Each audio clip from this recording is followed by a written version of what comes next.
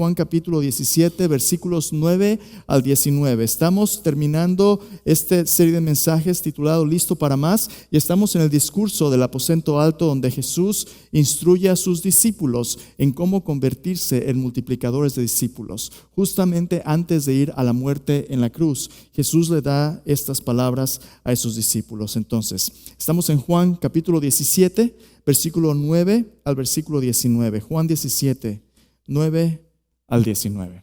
Jesús orando por sus discípulos dice así: Yo ruego por ellos, no ruego por el mundo, sino por los que me diste, porque tuyos son. Todo lo mío es tuyo, lo tuyo mío, y he sido glorificado en ellos. Ya no estoy en el mundo, mas estos están en el mundo, y yo voy a ti, Padre Santo. A los que me has dado, guárdalos en tu nombre, para que sean uno, así como nosotros. Cuando estaba con ellos en el mundo, yo los guardaba en tu nombre. A los que me diste, yo los guardé. Ninguno de ellos se perdió, sino el hijo de perdición, para que la escritura se cumpliese. Pero ahora voy a ti y hablo esto en el mundo, para que tengan mi gozo cumplido en sí mismos. Yo les he dado tu palabra, y el mundo los aborreció, porque no son del mundo, como tampoco yo soy del mundo. No ruego que los quites del mundo, sino que los guardes del mal. No son del mundo, como tampoco yo soy del mundo. Santifícalos en tu verdad. Tu palabra es verdad. Como tú me enviaste al mundo, así yo los he enviado al mundo. Y por ellos yo me santifico a mí mismo, para que también ellos sean santificados en la verdad. El 13 de agosto del 2004, el huracán Charlie atacó con destrucción fiera las costas de Florida. Durante la tormenta terrible, un hombre de 25 años, Danny Williams, se salió de su casa y fue a buscar protección debajo de las ramas de un árbol gigantesco y majestuoso, un árbol banyan tree de 55 años con un tronco enorme. Sus amigos y su familia decían que Danny veía en esas ramas, veía en ese tronco la protección para sus tormentas. Este árbol debajo de su sombra se había convertido en su santuario. Él tenía un pequeño estudio debajo de las ramas donde él tomaba té, donde él tenía una hamaca, y debajo de esas ramas él encontraba protección para las tormentas de su vida. Pero en ese día, su lugar de seguridad, su lugar de refugio, su lugar de santuario se convirtió en una trampa de muerte. Porque cuando el huracán llegó, este árbol cayó sobre Danny y lo mató. 25 años. Sabes, a veces los lugares y las situaciones donde nos refugiamos, donde buscamos protección, algunas veces estos lugares acaban siendo una trampa que nos lastima y a veces incluso puede matarnos. Déjame preguntarte, ¿a dónde acudes tú cuando buscas seguridad? ¿A dónde acudes tú cuando estás buscando un refugio en medio de las tormentas de tu vida? A lo mejor es un problema de salud y bueno, uno acude ¿a dónde? Los médicos, ¿no? Va al doctor, va al hospital, va a donde...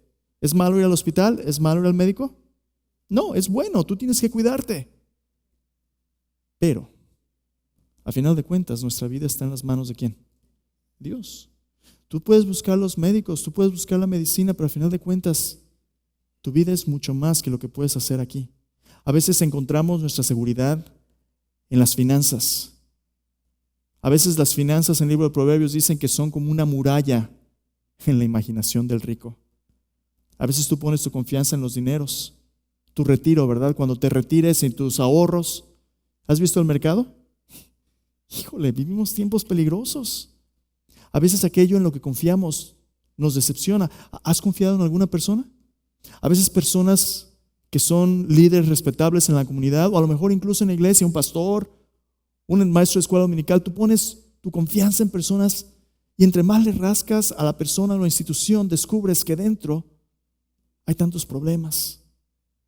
Alguien te decepciona, alguien te queda mal.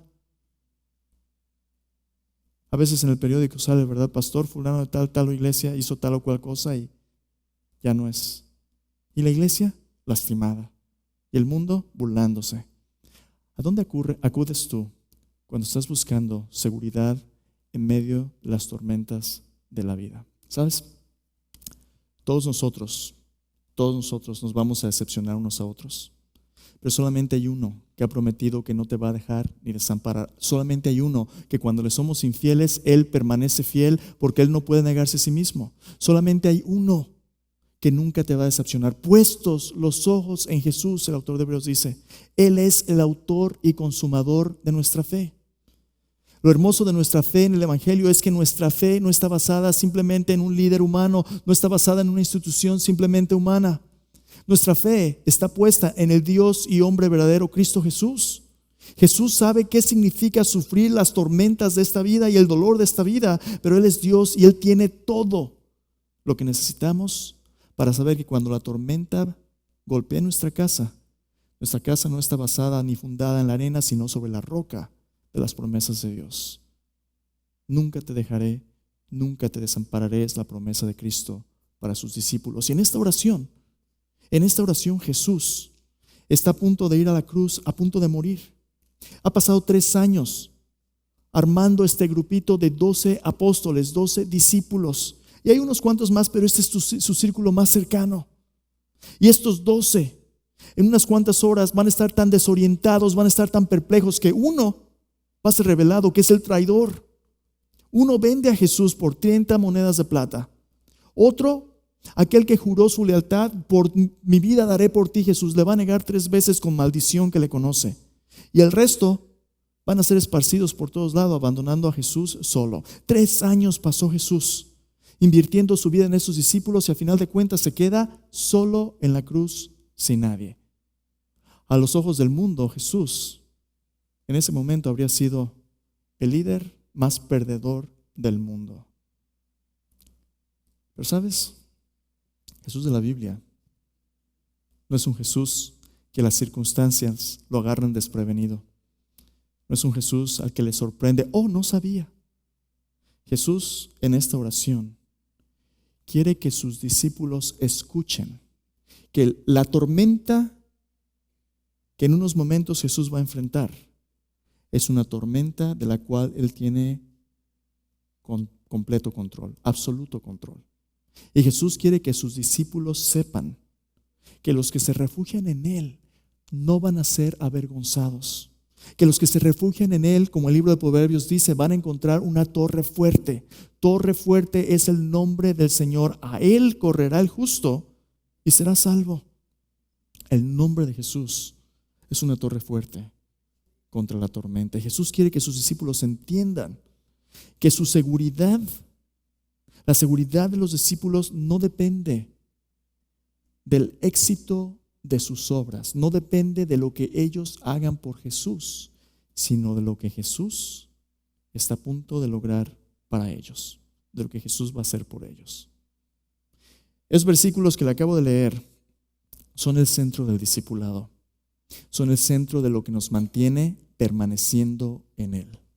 Así como los primeros discípulos, el resto de nosotros vamos a tener que decidir a quién pertenecemos y sobre qué fundamento construimos nuestra casa. Solo para recordarle un poquito del contexto de esta oración. En esta oración Jesús ora en 3 secciones. Primero por Él y por el corazón y el fundamento de lo que sería la relación de los discípulos con Dios. Jesús obra por Él. Que el Padre sea glorificado a través del Hijo. Los primeros versículos, versículo 1 al 8, son la petición de Jesús con una pasión viva por la gloria de Dios. Se trata todo de la adoración al Padre a través del Hijo. No hay nada más importante en la agenda del seguidor de Cristo que su relación personal con Dios y cómo nos rendimos a Él.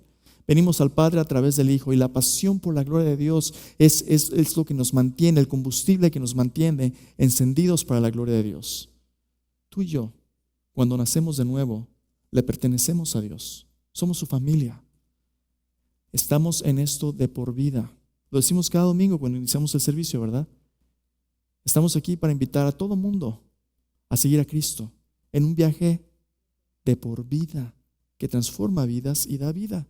Cuando tú naces de nuevo, la gloria de Dios es tu pasión. Pero también Cristo quiere transformar nuestra vida. Versículo 9 al versículo 19, Jesús dice, ahora quiero orar por estos. Primero ora por esos discípulos, los 11. Y después del versículo 16, 17, 18, 19, Jesús ora por los que habrían de venir por ellos, nosotros. Pero aquí Jesús está orando por esos 11.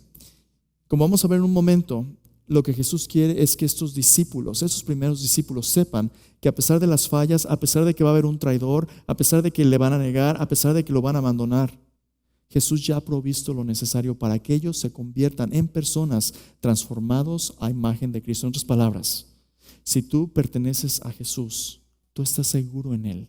No tires la toalla. A lo mejor tú viniste hoy desanimado por las pruebas que estás enfrentando, las tormentas. A lo mejor tú estás a punto de tirar la toalla. Jesús quiere decirte, no te rindas. No te rindas, porque si tú te refugias en Él, Jesús ya ha provisto para que tú seas santificado en Él. ¿Y qué significa eso? Eso vamos a hablar en un momento. Nuestra santificación, la provisión de Jesús de santificación, de hecho, es la fuente de nuestra seguridad.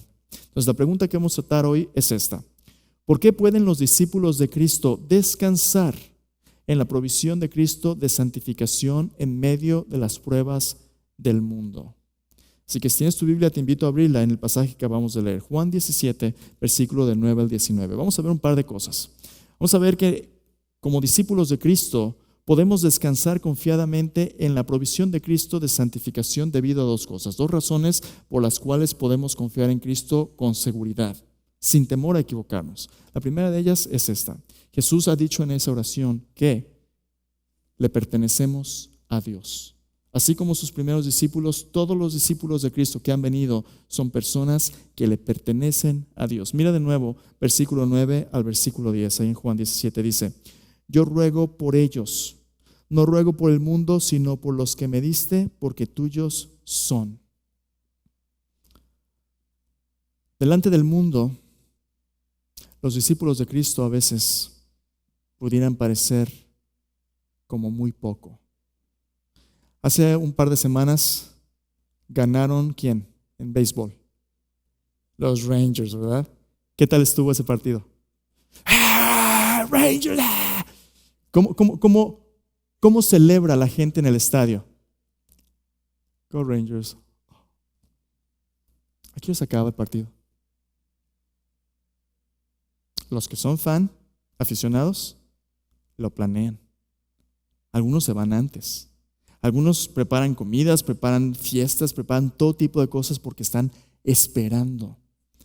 Hermanos, ¿quiénes adoran mejor? ¿Los fanáticos de los Rangers o los seguidores de Jesús? Cuán grande es Dios. Cántale. Que al cabo es que es para la gloria, ¿verdad? Pues ahí se va. Tú y yo hemos sido llamados a ser parte de la gloria del Dios viviente. Un Dios que no escatimó ni a su propio Hijo, sino que lo entregó por todos nosotros. Pero tú y yo, cuando somos pecadores, estamos tan lejos de la gloria de Dios, perdidos, oscuros, sin esperanza y sin Dios, que no tenemos la más remota idea de lo que es. Y lo que Dios hace es, Dios nos envía a su Hijo para darnos un vistazo de quién es Él y nos invita, como dicen los salmos, a probar y ver qué bueno es Dios. Pruébalo, dale una probadita a Jesús. Pruébalo, qué bueno es Dios. Y Jesús está diciendo, a veces a los ojos del mundo, lo que Dios está haciendo en nuestras vidas, a veces uno se desanima porque dice, bueno, Jesús dice esto y yo vivo así. Yo mejor ya no voy a la iglesia porque ¿sabes qué? Mejor para ser hipócrita, mejor yo no. A veces nos desanimamos, pero Jesús quiere que sepas que en medio de nuestras luchas Él ya sabe y que Jesús te ve. Y a pesar de que a veces vamos a quedar mal y vamos a decepcionarle, Jesús no tiene puesta su fe en cómo tenemos éxito.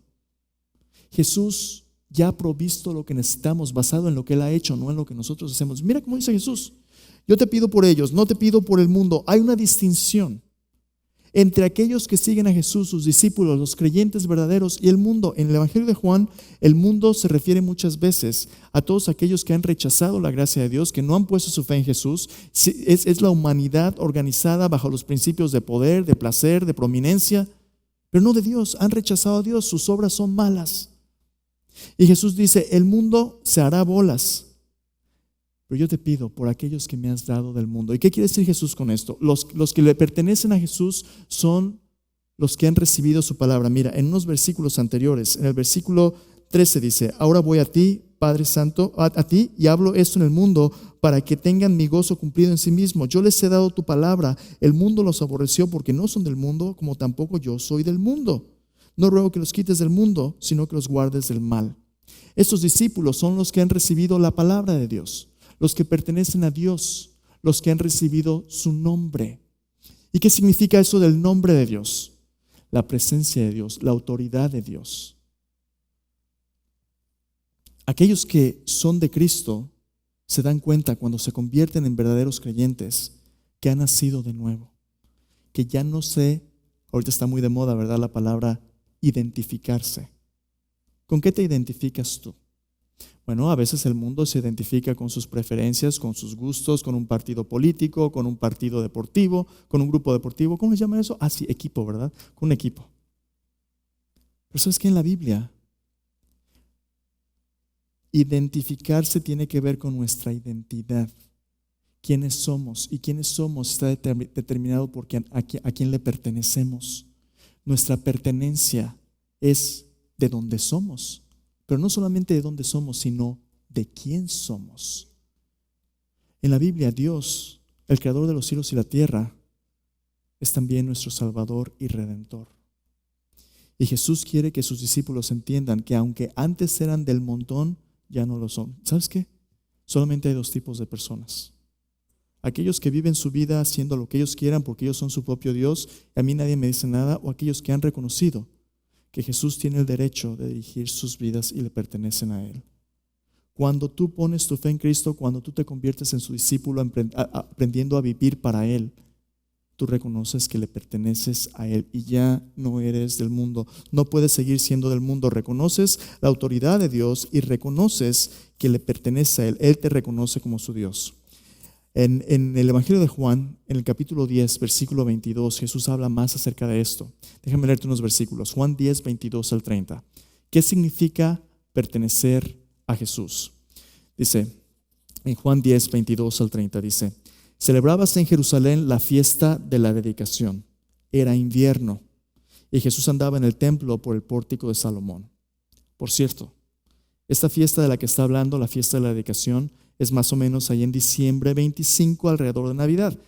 Es la fiesta de las luces de Hanukkah.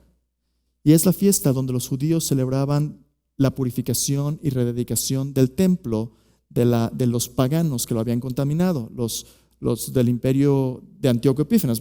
Una larga historia, pero el punto es que Dios había rescatado a su pueblo para ser un pueblo donde la luz de Dios brillara en medio de un lugar muy oscuro. Y en ese tiempo de dedicación Jesús está ahí. Y mira lo que sucede. Dice versículo 24, le rodearon los judíos y le dijeron, ¿hasta cuándo nos turbarás el alma? Si tú eres el Cristo, dínoslo abiertamente. Jesús le respondió, os lo he dicho y no creéis. Las obras que yo hago en nombre de mi Padre, ellas dan testimonio de mí. Pero vosotros no creéis, ¿por qué? Porque no sois de mis ovejas, como os he dicho. Mis ovejas, escucha, mis ovejas oyen mi voz y yo las conozco y me siguen. Yo les doy vida eterna y no ¿qué? Perecerán jamás, ni nadie las arrebatará de mi mano. Mi Padre que me las dio es mayor que todos y nadie las puede arrebatar de la mano de mi Padre. Yo y el Padre, uno somos. Jesús quiere que sus discípulos entiendan que porque ellos han puesto su confianza en Jesús, al poner tu confianza en Jesús, Dios te da su palabra y su promesa de vida eterna. Tú estás en las manos de Jesús y las manos de Jesús están en las manos del Padre y nadie nos puede arrebatar de sus manos. Las manos de Dios son grandes y son fuertes. En la palma de su mano tiene todo el mundo. A eso es ese canto de los niños, ¿verdad? Él tiene a todo el mundo en sus manos, tiene todo el mundo en su poder. Si tú estás en las manos de Dios, le perteneces a Él. Pero ¿cómo sabes?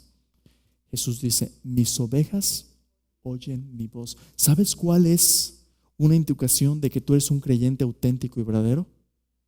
Tú oyes, tienes hambre, deseas conocer su voluntad a través de su palabra.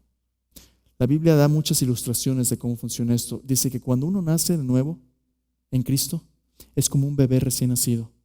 Y la palabra de Dios es nuestro alimento. Pedro nos dice que deseemos como un bebé recién nacido la leche espiritual no adulterada para que por ella crezcamos para salvación, la leche de la palabra de Dios. Cuando un bebé nace, ¿cuántas veces come al día?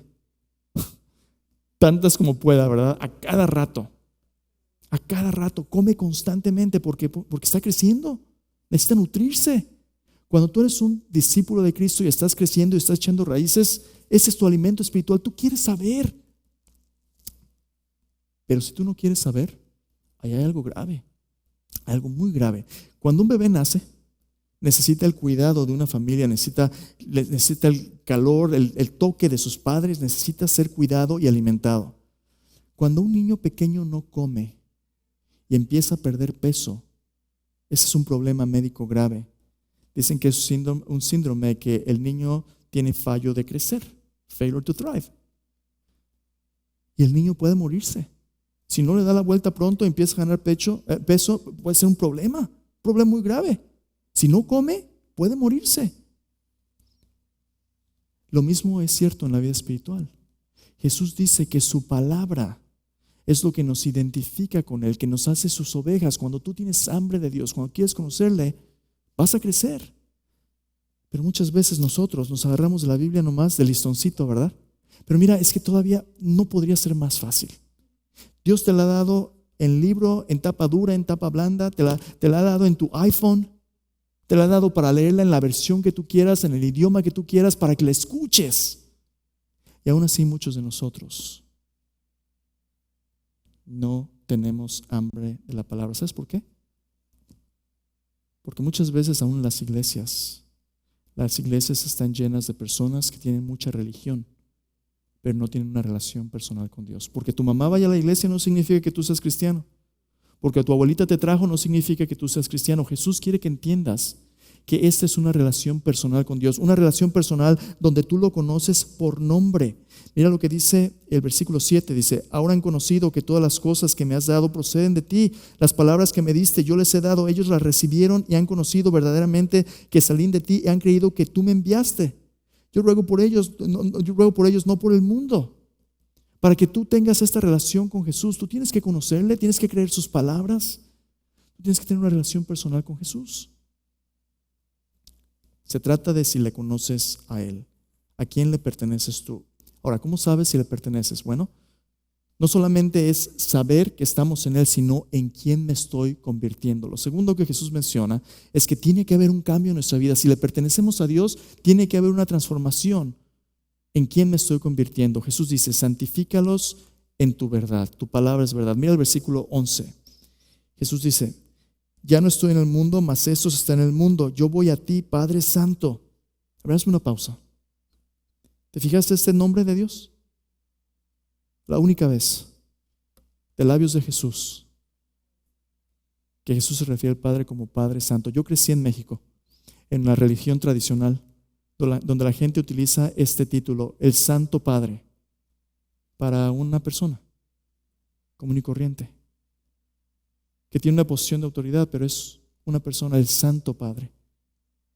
Yo me acuerdo cuando el Papa fue a México a visitar, Juan Pablo II, ya estaba viejititito. Ya no podía caminar solo, se lo llevaron en una silla de ruedas. Allá estaba en la Basílica, en Ciudad de México. Y una bruja de esas que hacen limpias, estaba haciendo una danza de esa azteca con todas sus cosas y estaba haciendo una limpia ahí encima del Papa. Y porque era nada más un rito tradicional, ¿verdad? De las danzas prehispánicas, pero no es nada más eso. Hay un sincretismo religioso algunas veces, especialmente en nuestro pueblo hispano, donde a veces queremos un pie con Dios y un pie en el mundo. Y ¿sabes qué? Si tú le perteneces a Jesús, Jesús no va a hacer ningún compromiso con el mundo. Jesús no te va a compartir con el mundo. Jesús quiere que te des cuenta que cuando tú le perteneces a Él, tú tienes una relación con un Dios que es santo. El Santo Padre, santo en la Biblia significa separado, aparte, único. La excelencia moral de Dios, la pureza de Dios es tal que Dios no va a compartirte con el mundo. Tú no puedes tener un pie en el pecado y un pie con Dios. Dios es santo. La Biblia dice, nuestro Dios es fuego consumidor. Y Jesús orando al Padre dice, Padre santo. La santidad de Dios no es que tú te hagas el seguidor de una religión de hombres. Es que tú pongas tus ojos en el Dios vivo, quien es santo. Dice, Padre santo. Versículo, ¿dónde estoy? 12, perdón. Dice, cuando yo estaba con ellos en el mundo, yo los guardaba en tu nombre. A los que me diste yo los guardé y ninguno de ellos se perdió, sino el hijo de perdición, para la escritura se cumpliese. Pero ahora voy a ti y hablo esto en el mundo para que tengan mi gozo cumplido en sí mismos. Jesús sabía que sus discípulos iban a ser diferentes del mundo, y a pesar de que algunos aparenten ser, Jesús conoce el corazón. Mira, los discípulos habían pasado 3 años cercanos el uno con el otro, y uno de ellos, Judas, los iba a traicionar. Pero desde el principio Jesús sabía quiénes eran. El Evangelio de Juan, desde el capítulo 2, dice, Jesús sabía quién le iba a traicionar. Porque estés en el montón de los que se llaman ser discípulos no significa que seas discípulo. Jesús conoce nuestro corazón. Y ¿sabes qué? Jesús nos deja tomar nuestras propias decisiones. Desafortunadamente, algunas veces nuestras decisiones no nos llevan a una relación personal con Él, así como Judas. En español tenemos un dicho, ¿verdad? Caras vemos, corazones no sabemos, pero Jesús sí sabe. Él es quien conoce el corazón. Él es quien tiene los ojos como de llama de fuego que penetran lo más íntimo de nuestro corazón, nuestros pensamientos. Jesús nos conoce, no le podemos engañar. El versículo 13 dice, ahora voy a ti, hablo esto en el mundo para que tengan mi gozo cumplido en sí mismos. ¿Qué significa eso? Jesús tiene la provisión de su gozo que quiere dar a sus discípulos para que tengas la llenura de su provisión. ¿Y qué es esa llenura? Mira lo que dice. Versículo 14, yo les he dado tu palabra, el mundo los aborreció, porque no son del mundo como tampoco yo soy del mundo. Aquí está el elemento que te separa del montón del mundo, de los que siguen sus placeres, de los que siguen su fama, de los que siguen lo que ellos quieren. ¿Sabes qué te separa del mundo? La palabra de Dios.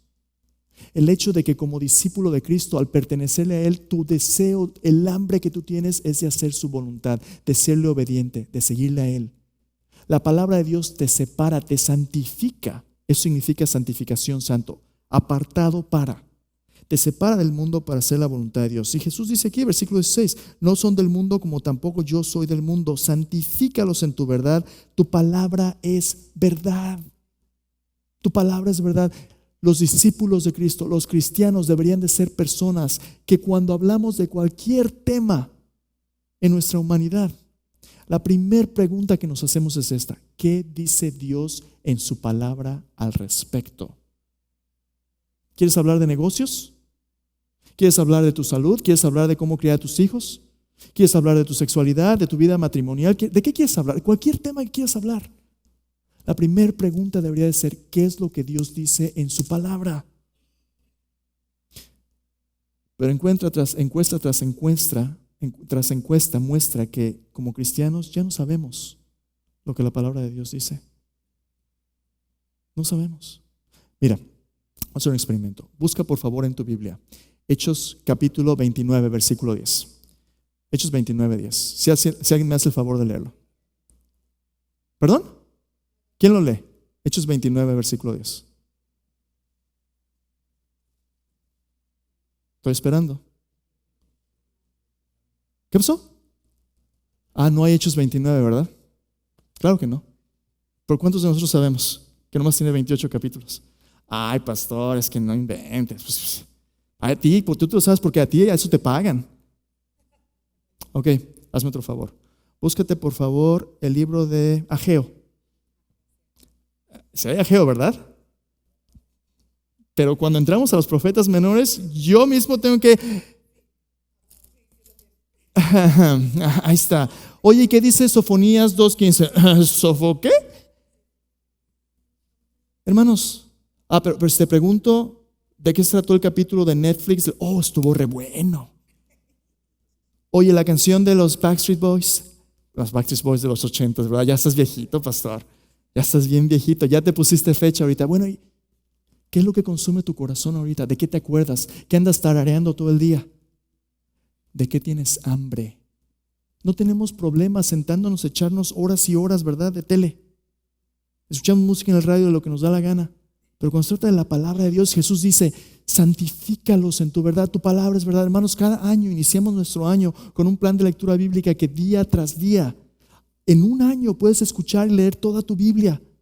15, 20 minutos al día. ¿Y cuántos de nosotros no hemos leído nuestra Biblia tapa a tapa ni una vez en años de vida cristiana? No es sorpresa de que a veces no seamos diferentes.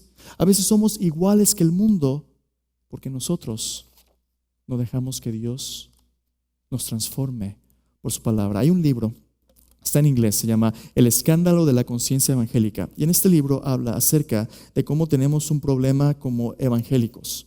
Hablamos mucho, pero vivimos poco. Hay una frase de Michael Horton que dice lo siguiente, dice, los cristianos evangélicos tienen la misma probabilidad de adoptar los estilos de vida hedonistas, materialistas, egoístas y sexualmente inmorales del mundo en general. Y en este libro nos da una pequeña ilustración que suena como a cuento, pero que a veces es triste. ¿Será esta la realidad de DFPC? Escucha lo que dice, érase una vez una gran religión que a lo largo de los siglos se había extendido por todo el mundo. En esas tierras donde había existido por tanto tiempo, sus adherentes poco a poco se convirtieron en personas complacientes, tibios y escépticos. De hecho, muchos de los líderes de este grupo religioso públicamente habían rechazado ya las creencias más básicas de este grupo. En respuesta, un movimiento de renovación emergió. Con pasión apasionada empezaron a promover las verdades históricas de esta religión y buscaban apasionadamente que los no creyentes en todos lugares empezaran a convertirse a esta nueva fe. Rechazaban el escepticismo de los líderes y no es que ellos no seguían a este Dios que obraba milagros, ellos eran personas de fe y ahora ellos decían que Dios podía transformar la vida de aquellos que le siguieran a Él. Le llamaban a esta transformación un nuevo nacimiento, un milagro radical que comenzaba con una vida nueva que renovaba la moralidad y transformaba a las personas en el centro de su carácter por medio de su predicación. A lo largo del tiempo, este movimiento de renovación llegó a un punto de convertirse en el área más influyente de toda esta religión. No sorpresivamente, los números de este movimiento empezaron a crecer y se convirtieron en personas políticamente influyentes. Este movimiento de renovación tenía tanta confianza en su fe y en lo que ellos clamaban que persuadieron al líder político de esta nación que trabajara junto con ellos en el gobierno para empezar a promover una agenda social que transformara y pudiera cubrir los problemas sociales de la nación. Los miembros de este movimiento sabían que la transformación milagrosa del carácter moral sucedía frecuentemente cuando personas rotas creían en esta gran religión. Ellos también hacían campañas para ganar a políticos y fortalecer las definiciones tradicionales, por ejemplo, del matrimonio, porque en sus textos antiguos se enseñaba que un pacto de por vida entre un hombre y una mujer era el centro del diseño del Creador para la familia. Entonces, los que conducen encuestas empezaron a investigar de manera científica a la población. A pesar del clamor y de la arrogancia de este movimiento de renovación diciendo de la transformación milagrosa, lo que las encuestas revelaron es que los miembros de este movimiento se divorciaban de sus esposas tanto como sus vecinos seculares. Ellos abusaban y golpeaban a sus esposas tanto como sus vecinos incrédulos. Eran casi tan materialistas y a veces más racistas que sus amigos paganos. Los escépticos sonrieron, disfrutando en cinicismo su hipocresía. La población en general estaba asombrada y decepcionada, disgustada. Muchos de los líderes de este movimiento de renovación simplemente se hicieron a un lado decepcionados de su propia vida. Otros lloraban. Déjame preguntarte, ¿seremos los que decimos seguir a Jesús en algo diferente del mundo? ¿O seremos lo mismo? La transformación verdadera comienza cuando recibimos lo que Jesús dice que somos y empezamos a vivirlo. ¿Y dónde comienza? Cuando recibimos la palabra de Dios. Cuando realmente edificamos nuestra casa sobre esta roca. Comienza con tu hambre por Dios. Un verdadero discípulo de Cristo es una persona que se rinde a Jesús. Ahora, la semana pasada me oíste hablar acerca de este movimiento que hemos comenzado, si estamos listos para más. Ok. Te dije, pon a un lado tu chequera, no te preocupes, no se trata ahorita tanto de dar. ¿Tienes tu tarjeta ahí contigo? Ahora sí está en español, ¿verdad? Te dieron una a la entrada, ¿me la puedes mostrar? ¿Qué vamos a estar haciendo en los siguientes meses, de aquí al resto del año y el siguiente año? Dios nos ha llamado a ser una iglesia que multiplique discípulos. Pero ¿dónde comienza? Comienza no con el dar, sino con el recibir. El recibir lo que Dios ya nos ha provisto. ¿Sabes qué te ha dado Dios? Te ha dado a Jesús. Y con Jesús te ha dado lo que necesitas para vivir una vida que es diferente del mundo, que refleja la santidad de Dios. Pero para que puedas vivirla primero, tienes que recibir lo que Él te provee. Hoy quiero invitarte a ser parte de un movimiento de personas que comienzan orando. No se trata todavía ni de dar dinero ni de servir a aquella. Se trata de recibir lo que Dios nos ha dado. ¿Qué nos ha dado Dios? A su Hijo. Nos ha dado su palabra, nos ha dado la iglesia, nos ha dado ya Dios tanto, pero a veces nuestros puños están cerrados de tal manera que no los podemos abrir para que Dios nos dé lo que necesitamos. Entonces, queremos equiparte como iglesia. Hoy necesitamos de nuestra iglesia, inglés en español, 400 personas o familias, individuos o familias, que puedan orar semanalmente por esta iniciativa de ser una iglesia que multiplique multiplicadores de discípulos.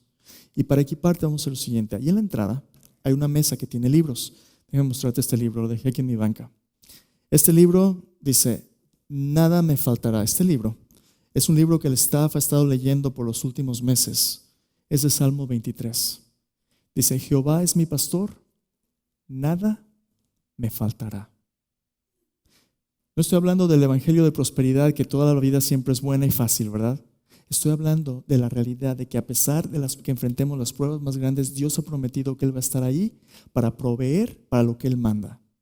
Cuando Dios es nuestro pastor, cuando Dios es nuestro proveedor, lo que Él manda, Él lo provee. Este libro, si tú vas en Amazon, cuesta $10, $12, lo puedes ordenar. Pero nuestra iglesia cree que aquellos que reciben la provisión de Dios tienen lo necesario para hacer la obra de Dios. Entonces yo te voy a invitar a que hagas lo siguiente. Si tú quieres ser uno de esos que nos apoyen en oración, va a la mesa, escribe tu nombre y agarra un libro gratis. Dios ya lo ha provisto a través de la generosidad de su pueblo. Llévate uno, léelo y escucha de lo que Jesús dijo en esta oración. Él ya ha provisto para hacerte diferente, para santificarte por su palabra. Deja que la palabra de Dios te diga quién es Él y quién eres tú. Comienza transformando tu mente y tu corazón para que puedas verte como Dios te ve. Ahorita todavía no es tiempo de dar qué.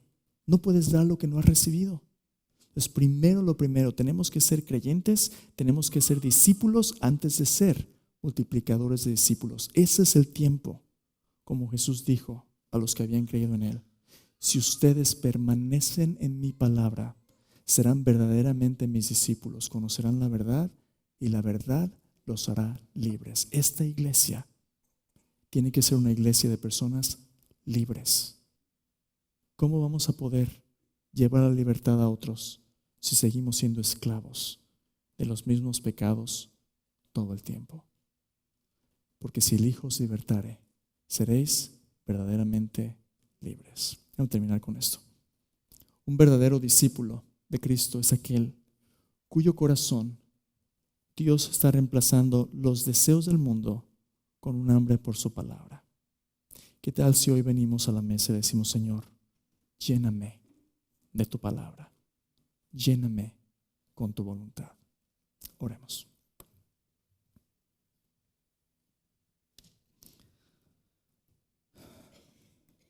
Padre bendito, en nuestro corazón hay tantos deseos, tantas pasiones encontradas a veces, Señor, que yo te confieso es fácil, Señor, distraerse de lo más importante. Pero, Señor Jesús, ya has tú provisto tu palabra. Tú has provisto tu palabra como una brújula que nos apunta a quién eres tú, como una antorcha en un lugar oscuro, Señor. Tu palabra, Señor, esa semilla de vida que pueda dar fruto a 30, 60, 100 por uno. Tu palabra, Señor, nos transforma cuando confiamos en ti. Señor, te pido por cada uno de mis hermanos y hermanas en este lugar. Señor, no somos los más fuertes, no somos ricos, no somos poderosos, pero por tu gracia estamos en Cristo, quien es nuestra justificación, nuestra santificación. ¿Quién nos separa para ti, Señor? Hoy venimos a esta mesa rogando, Señor, que tú proveas lo que tú mandas, Señor, y que tú mandes lo que tú quieras, Señor. Señor, tus mandamientos, tu palabra son nuestro alimento. Padre, tu Hijo Jesús, la palabra viva, es nuestro corazón, es nuestro anhelo. Yo te pido que esta iglesia sea una iglesia de hombres, mujeres, jóvenes, niños, Señor, diferentes del mundo, transformados a tu imagen. Que nuestras familias, la manera en que trabajamos, la manera en que hablamos, que pensamos, sea como tú y no como el mundo, Señor. Ayúdanos a darte gloria.